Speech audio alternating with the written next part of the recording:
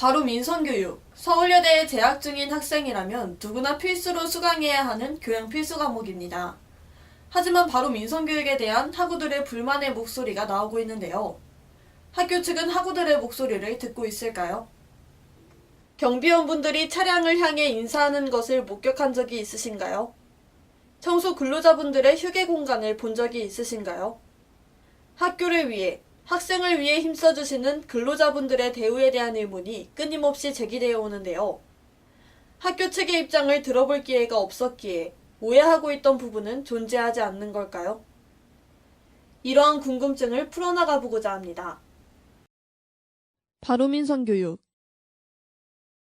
기독교 정신의 바탕을 두고 글로벌 시민 소양을 갖추고 공동체의 화합을 이끄는 실천형 인재를 양성하는 프로그램.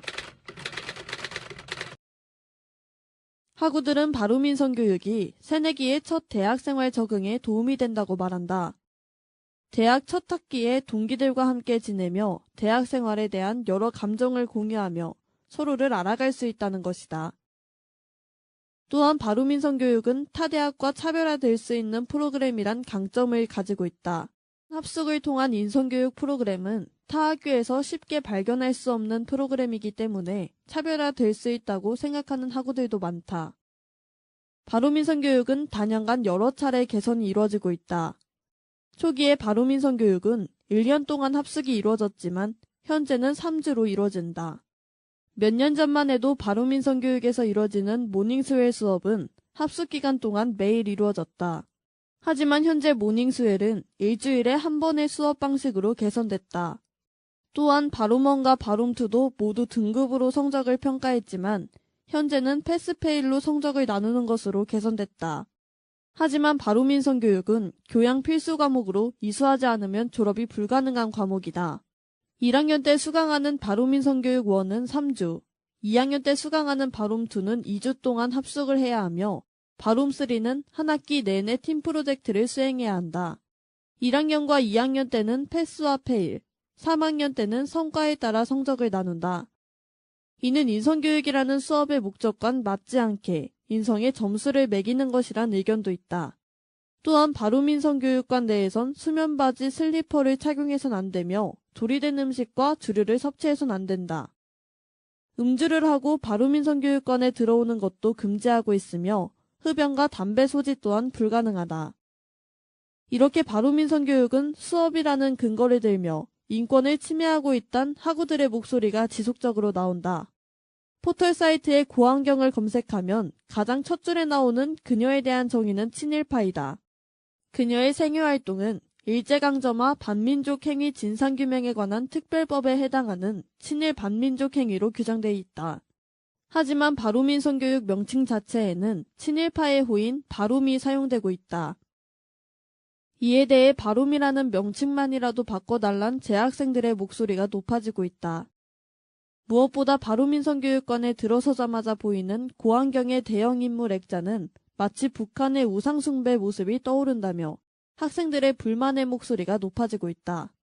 바로 민선교육은 합숙이라는 특징을 가지고 있다. 이 때문에 낯을 심하게 가리거나 새로운 환경에 적응하기 힘들어하는 학우들은 합숙 기간 내내 힘들어하곤 한다. 또한 알바를 이어갈 수 없어 생활에 어려움을 느끼는 학우들도 보이고 있다. 심지어 이렇게 몇 주간 합숙이 진행되는 프로그램임에도 불구하고 누리관 보건실이 개방하는 시간인 9시부터 5시 반까진 바로 민선교육관 내에서 약을 지급하지 않는다. 지난 학기 바로 민선교육 1을 수강했던 한 학우의 제보에선 행정실에선 낮에 약을 주지 않는 것이 원칙이며 약을 받기 위해선 누리관 보건실을 이용하라고 했다며 불만을 토했다.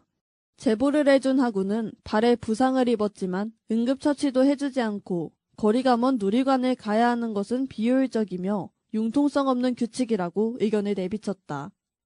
또한 바로 민선교육관 내 수질에 대한 논란도 지속적으로 나오고 있다.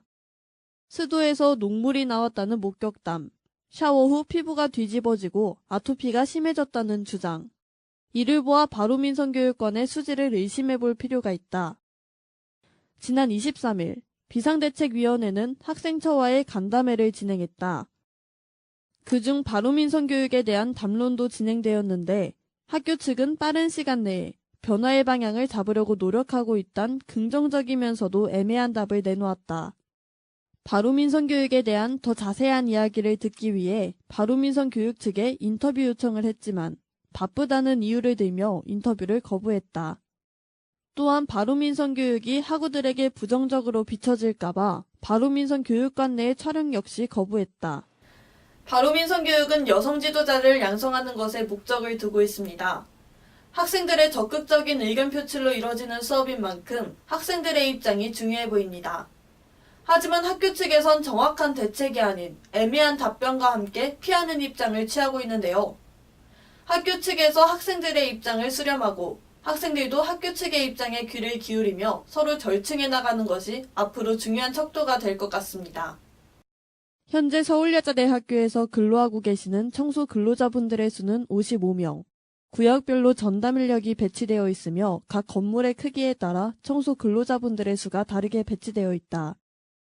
청소 근로자분들의 업무는 오전 6시부터 저녁 4시까지, 식사시간 2시간을 포함하여 총 10시간 동안 이루어진다.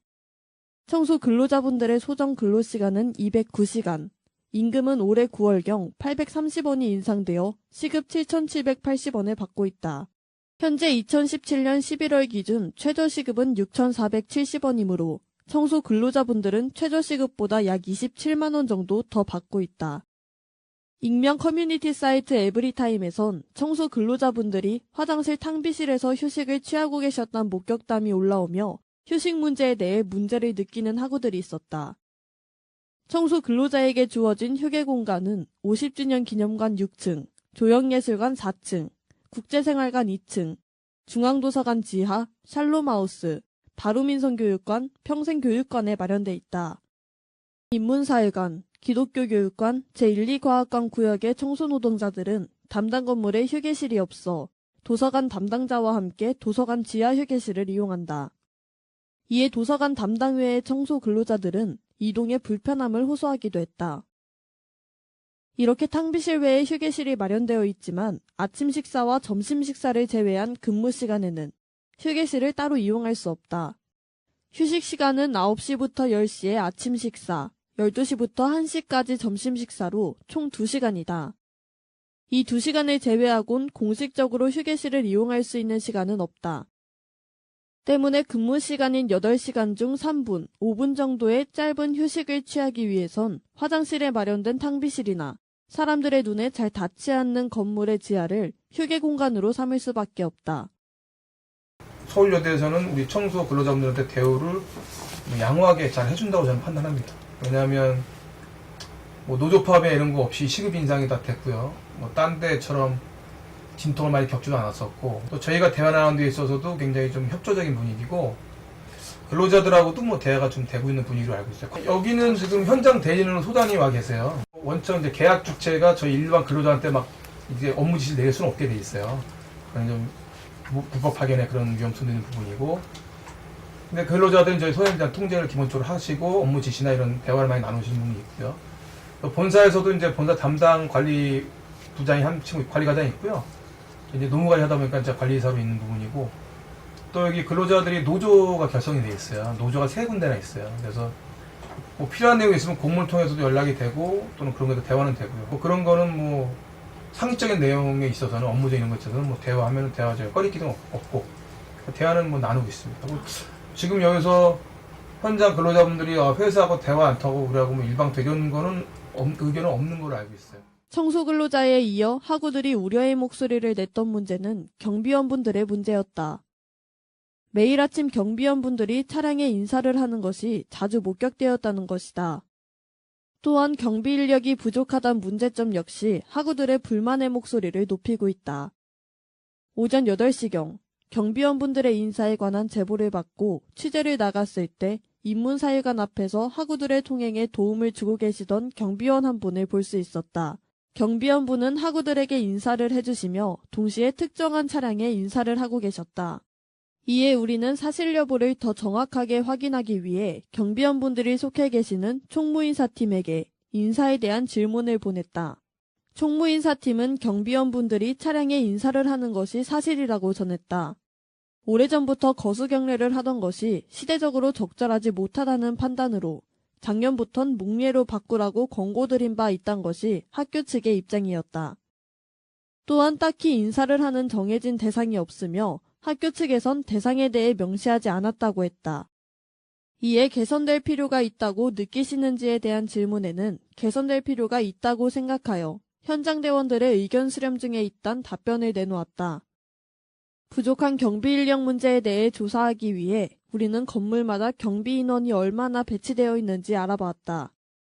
정문 교대근무 2명, 남문 교대근무 2명, 바루민선 교육관 교대근무 2명, 샬롬하우스 교대근무 2명, 도서관 교대근무 2명, 국제교육관 교대근무 2명, 제2과학관 교대근무 6명, 조형예술관 정규직원 1명, 50주년 기념관 정규직원 1명, 경비업무 총괄 정규직원 1명이 배정되어 있다. 이렇게 정규직원 3명, 용역직원 18명으로 총 21명의 경비원분들이 서울여자대학교에서 근무 중이다. 경비인력 부족 문제에 대해 총무인사팀은 현재 대부분의 대학에서 인력 경비보단 시스템 경비의 비중을 늘려가는 추세라고 답하며 예산 지출에 대한 이야기를 덧붙였다. 때문에 본교 역시 상반기에 CCTV 카메라의 확충, 초립 통제 시스템 업그레이드를 시행하여 방범 보안 기능을 강화하였다고 답했다. 또한 총무인사팀은 학우들에게 학교는 무엇보다도 학생들의 안전을 최우선에 두고 경비에 만전을 기하고 있습니다. 경비대원들도 실제로 최선을 다해 책임감을 갖고 맡은 업무에 충실하고 있으며 향후 보완할 부분이 있으면 다양한 의견을 수렴하여 안전하고 사고 없는 캠퍼스를 구축해 나가겠습니다. 라는 말을 남겼다. 2015년 노동조합이 생긴 후 청소경비 근로자분들의 대우가 많이 개선되었다고 합니다. 하지만 학우분들은 아직도 근로자분들의 처우가 미흡한 것은 아닐까라는 걱정의 목소리가 있었습니다. 대부분의 청소 근로자분들은 부당 대우나 큰 불편한 점이 없다고 말씀해 주셨지만 몇몇 분의 불편을 표하는 목소리는 있었는데요. 앞으로도 학교를 위해 힘써주시는 청소경비 근로자분들의 처우가 점차 개선되는 서울여대가 되길 바랍니다. 학교의 주인은 학생입니다. 더 좋은 학교로 향하기 위해선 학교의 올바른 운영도 중요하지만 학생들의 관심 역시 중요합니다. 더 나은 서울여대를 만들기 위해 적극적인 학우들의 의견 표출이 중요해 보입니다. 저희 SWBS는 서울여대 학우분들의 목소리를 전달하기 위해 더욱 노력하겠습니다.